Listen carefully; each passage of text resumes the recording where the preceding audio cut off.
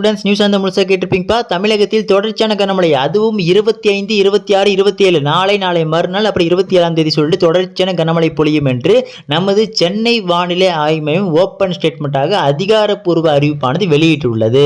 இதோடு மட்டும் இல்லாமல் மாவட்ட ஆட்சியர்களுக்கு உத்தரவு பிற்படுத்தப்பட்டுள்ளது. அதாவது முன்னெச்சரிக்கை நடவடிக்கை எடுக்குமாறு. சரிங்களா, இது ஒரு பக்கம் இருந்தாலும் நாளை பொறுத்தவரை பள்ளி கல்லூரிகளுக்கு விடுமுறை வருமா வராதா, அப்படி வந்தாலும் எந்தெந்த மாவட்டத்திற்கு கண்டிப்பாக வர வாய்ப்பு இருக்கு அப்படின்ற மாதிரி நம்ம பசங்க கேட்டிருக்கீங்க. அதற்கான பதில் தெளிவாக இந்த வீடியோ சொல்லிட்டு போயிடும் பசங்களா.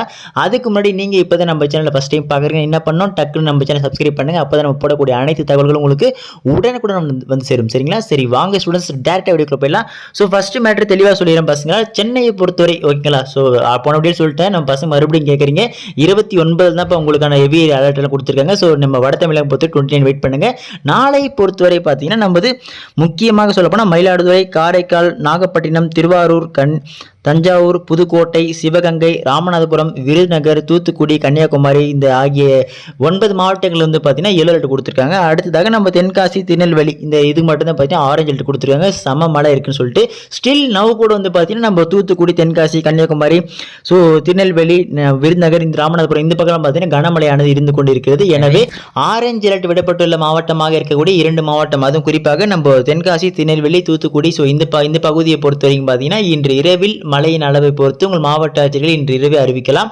அப்படி இல்லை என்றால் நாளை அதிகாலை 6 மணி அளவில் அறிவிப்பாங்க. சரிங்களா, மஞ்சள் அலர்ட் கொடுத்திருக்கிற அந்த 9 மாவட்டங்களை பொறுத்தவரை பார்த்தீங்கன்னா மழையின் அளவானது சற்றே குறையும் அப்படின்ற மாதிரி பார்த்தீங்கன்னா சொல்லியிருக்காங்க. அதுவும் குறிப்பாக ஒரு 4-5 மாவட்டத்தில் குறையும் சொல்லியிருக்காங்க.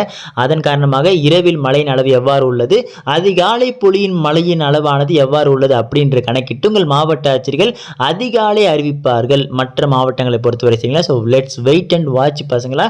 நிச்சயமாக கனமழையின் காரணமாக நாளை பல மாவட்டத்தில் விடுமுறை என்பது வருவது கிட்டத்தட்ட உறுதினு கூட சொல்லலாம். ஏன்னா மழையின் தாக்கமானது அதிகரிக்கும் சொல்லியிருக்காங்க.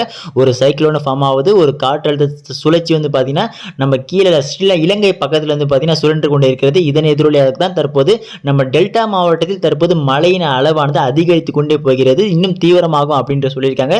தொடர்ச்சியான 3 நாட்கள் கனமழை எச்சரிக்கை கொடுத்திருக்காங்க. ஸோ அப்படின்ற பட்சத்தில் நிச்சயமாக நாளை விடுமுறை என்பது வருவதற்கான பாசிபிலிட்டிஸ் கொஞ்சம் அதிகமாக தான் உள்ளது. சரிங்களா, so let's wait and watch. தொடர்ச்சியான அப்டேட்ஸ் உங்களுக்கு கொடுத்துட்டே இருக்கேன். ஸோ நான் போடக்கூடிய அனைத்து அப்டேட்ஸ்களும் உடனுக்குடன் தெரிஞ்சுக்கொள்ள கீழே டிஸ்கிரிப்ஷனில் வாட்ஸ்அப்பில் லிங்க் இருக்குப்போ இப்போ யாராலும் ஜாயின் பண்ணாமல் இருக்கீங்க, இப்போ உடனே நம்ம பசங்க ஜாயின் பண்ணி வச்சுங்க. அதில் உங்களுக்கான அப்டேட்ஸ்கள் உடனுக்குடன் வந்து சேரும். சரிங்களா, ஸோ யாரும் கவலைப்படாதீங்க. தொடர்ச்சியான மழையானது பொழிந்து கொண்டே இருக்கிறது, விடுமுறை வரும். ஸோ கவலைப்படாமல் சந்தோஷமாக போய் தூங்குங்க. அடுத்த தொடர்ந்து பார்க்கலாம் பசங்களா. ஸோ மிஸ் பண்ணுறாதீங்க. Tata, bye by.